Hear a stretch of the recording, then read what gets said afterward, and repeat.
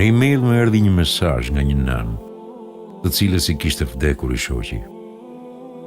Burri i saj kishte punuar si pilot avionësh, që kur ai kishte vdekur ajo ishte lidhur më shumë me gjyshin e djalit të saj, me qëllim që i birit kishte një burr në jetën e tij.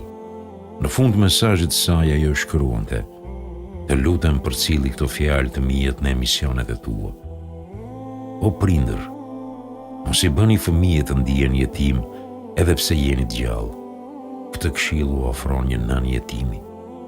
Mesazhin e dytë u dedikoi të gjithë atyre nënave të veja ose të divorcuar. Ndoshta teksa flas për rolin e babait në edukimin e fëmijëve, mund të prek ndjenjat e tyre. Unë ndjej sa keq ndihen këto nëna, të cilët mund të demoralizohen nga këtë fjalë. Megjithatë ka shpresë edhe për to. Le të kërkojnë për një burr në familje i cili mund t'u falë fëmijëve dashuri dhe dëmshuri. Ky burr mund të jetë gjyshi i fëmijës, mund të jetë xhaxhai i tij, babai ose vllai i yt. Mesazhin e tretë u drejtoi të gjithë të rinjve dhe të rejave që t'i ndihmojnë prindrit për të qenë miq dhe për të forcuar lidhjet me ta. Më tregon një i ri 20 vjeçar se babai i tij e kishte braktisur atë dhe të amën për 20 vjet. Tani që i riu në fjalë mund të este vetë një jetë dhe kishte filluar të korte sukseset e para, shfaqet i ati. Megjithatë, ai e afroi pranë dhe nuk guxoi as ta pyeste se ku kishte qenë gjithë këto vite. Rinjve dhe të rejeve u them që këto tema të mos i përdorin për t'u hakmarrë ndaj prindërve dhe për t'i akuzuar për indiferentizmin dhe mos përfilljen e tyre. Mesazhin e fundit ja dedikoj çdo prindi, të cilit i ka vdekur një fëmijë apo më shumë. Unë duhet t'i ngushëlloj ata me një hadith të profetit Muhammed, paqja qoftë mbi të.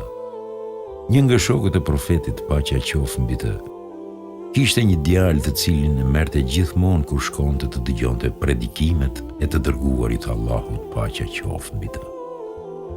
Ndërkohë që i ati dëgjonte profetin, paqja qoftë mbi të, i biri dëfrej duke i hipur në shpinë, në qafë, mandej i varer për t'i ulur në prerë.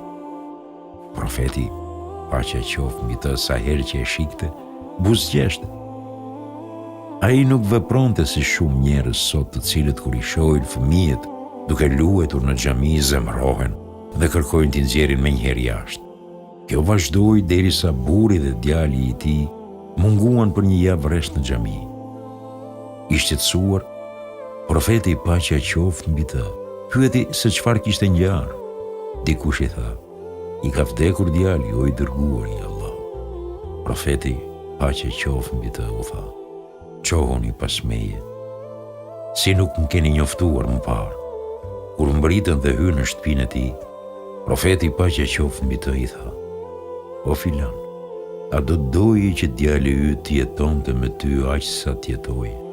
Apo dëshiron që ditën e Kiametit sa herë që të shkosh të hysh tek një derë e xhenetit të gjesh djalin tënd i cili nxiton të hapat derë?" Prindi u përgjigj: "Duaj që ditën e Kiametit të më hapë dyert e xhenetit." Profeti, paqja qoftë mbi të, ja ktheu: "Këtë ta garantoj unë. Nëse dikujt i ka vdekur një fëmijë, le të bëj punë të mira për të.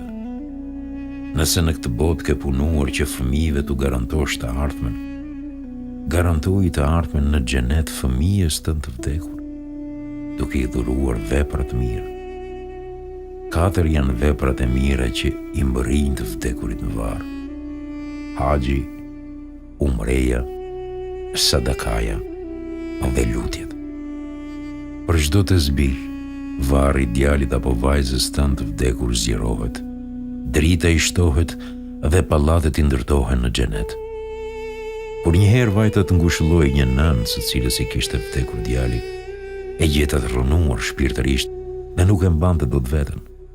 Prandaj thash: "Djali yt ka nevojë për ty në këto çaste më shumë se sa kishte nevojë kur ishte gjallë, e ardhmja e tij në botën tjetër është në duart e tua.